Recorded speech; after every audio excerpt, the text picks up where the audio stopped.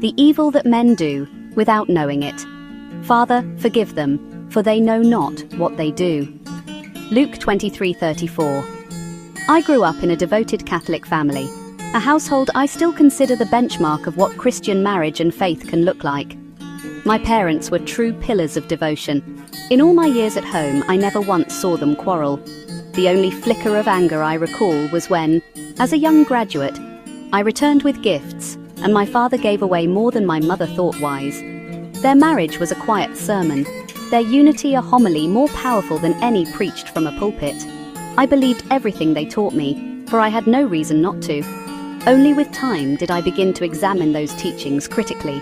Today I understand both the beauty and the excesses of their Catholic fundamentalism. They were sincere, yet, like all human beings, they had blind spots. At just 11, I began serving at Mass. For 13 years, the altar was my home of discipline, reverence, and devotion.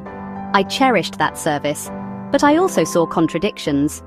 Priests lived in comfortable houses, wore polished shoes and fine cassocks, and enjoyed the dignity of their office. Yet only 30 meters away, cooks, catechists, seminarians, and parish servants languished in poverty. 3 rooms with pit toilets, thin mattresses, and food scarcely enough to live on. These same priests preached equality before God. They taught us to obey Christ's command. So in everything, do to others what you would have them do to you. Matthew 7:12. And yet, unconsciously, they tolerated a system that placed them in comfort, while those who served them lived in neglect. I saw catechists underpaid and worn out, riding broken bicycles to carry the message of Christ.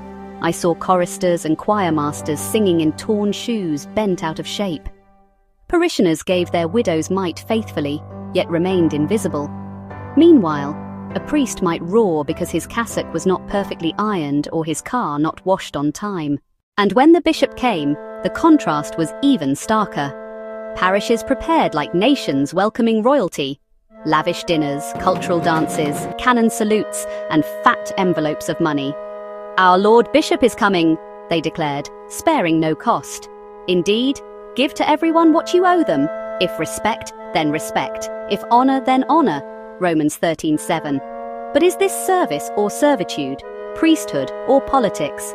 Woe to you, teachers of the law and Pharisees, you hypocrites! You give a tenth, but you have neglected the more important matters of the law: justice, mercy, and faithfulness.